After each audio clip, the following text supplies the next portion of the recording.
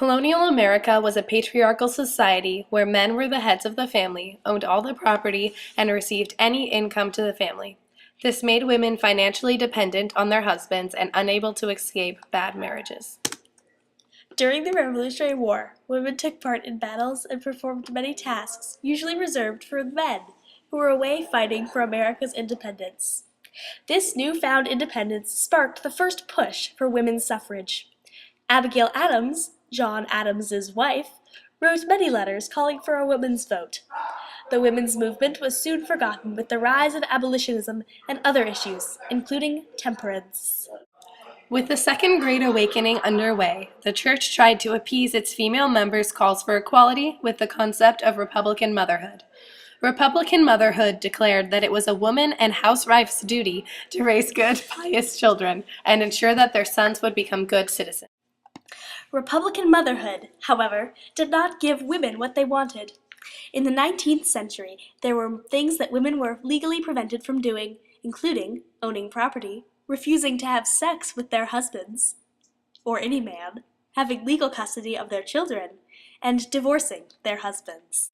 In the mid-19th century, the government modified these laws to allow women to become financially independent from their families. Your Declaration of Independence declares that governments derive their just powers from the consent of the governed, and as women have never consented to, been represented in, or been recognized by this government, it is evident that in justice no allegiance can be claimed from them. This quote is from a letter written by 44 married women from New York who petitioned the Assembly in 1848 to pass the state's Married Women's Property Act, which would allow women to own property, have a job with control over their salary, and write wills. In 1848, the first convention for women's rights, the Seneca Falls Convention, was held in New York.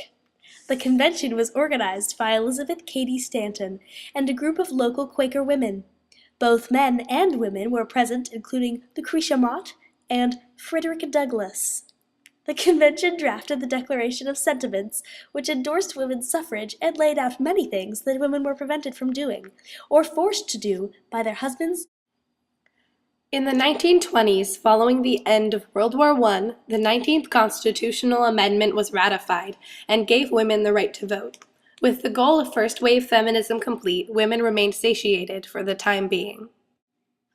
When the U.S. joined World War II in 1942, men left their jobs in the factories making planes and ammunition to go fight.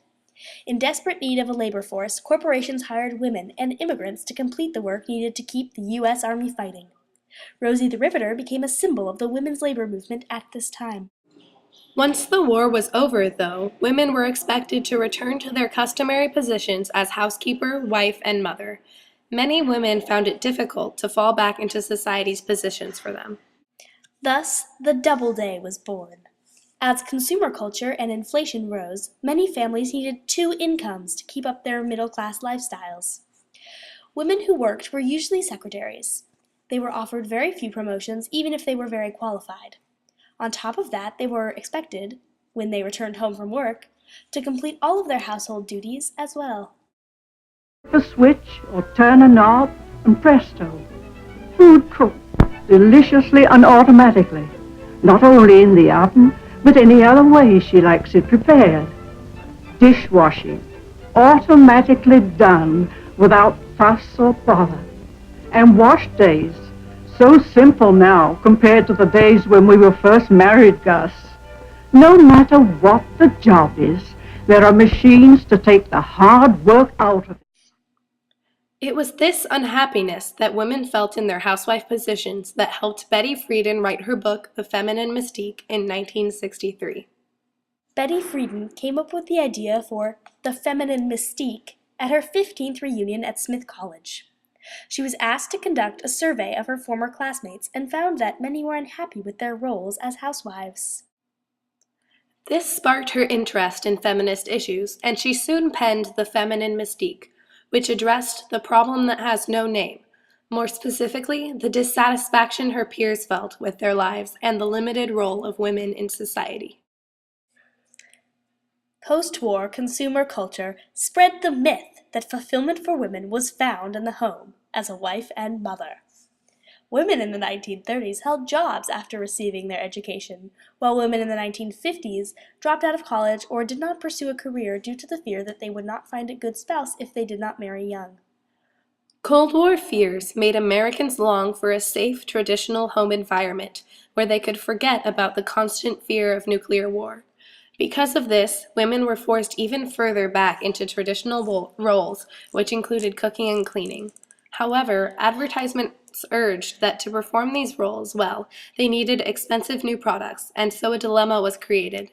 To buy these, most families needed an extra income, but with women stuck in the home, they were looked down upon if they took on a job. Advertisements catered to women's need to be a housewife. This ad claims, used in the final chapter of The Feminine Mystique, that the American housewife gets as excited as her 6-year-old about the opening of school. She reckons her days in trains met, lunches packed, fingers bandaged, and 1,001 details. She could be you, needing a special kind of clothes for your busy, rewarding life. Frieden attacked the advertising industry to bolster her argument, claiming that it said that American women were infantilized, sexualized, and shown as incapable of serious thought or work. You just getting home? Yeah, you know I had to work late. Well, you could have called. Honey, I told you this morning I had to work late. Oh, that's right. Kids okay? Fine. I took them to the dentist. How'd they do? Well, Kathy only needed 2 fillings, and Billy needed 1. That's a lot better than the last time. Mm-hmm. Could be the crest. If your family uses Crest and has fewer cavities, don't be surprised. 12 years of tests prove Crest reduced cavities.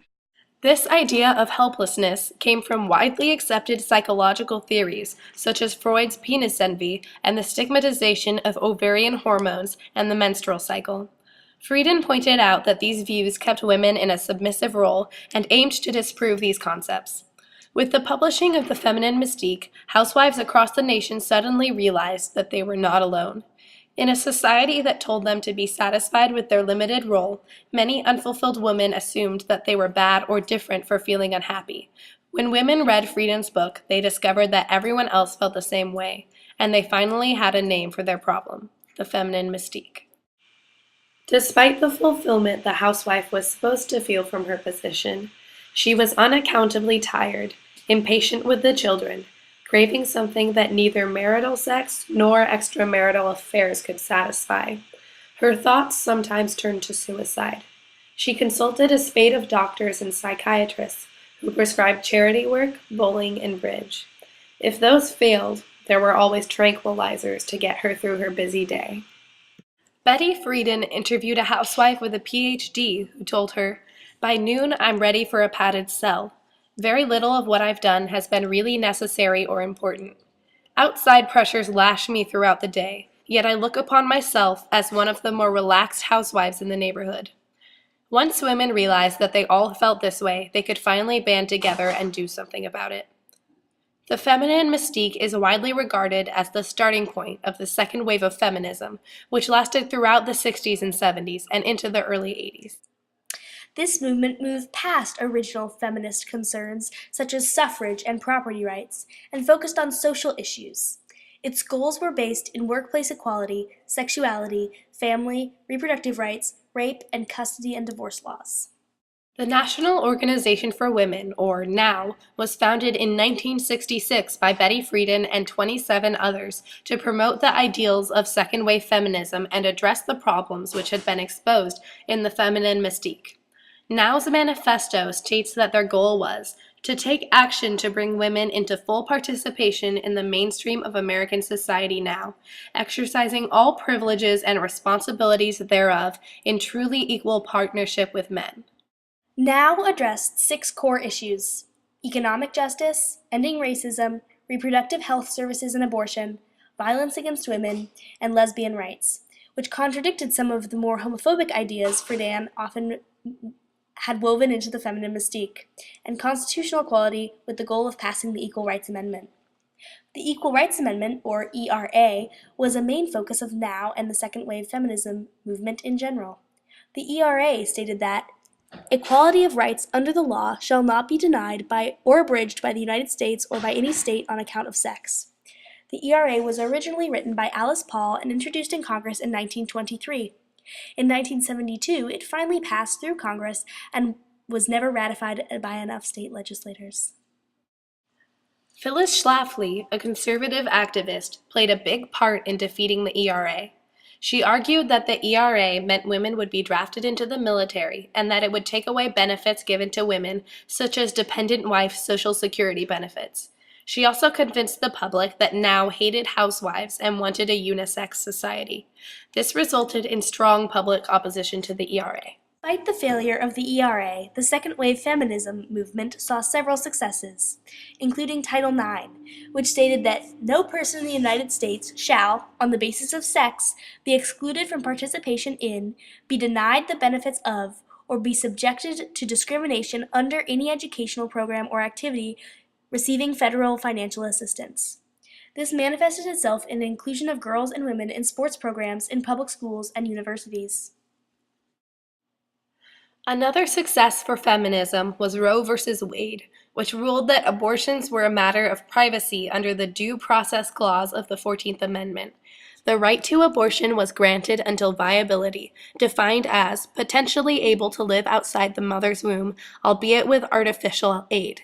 This helped lead to the sexual revolution, which empowered women to take control of their sexuality for enjoyment rather than just as a means to provide children for their husbands.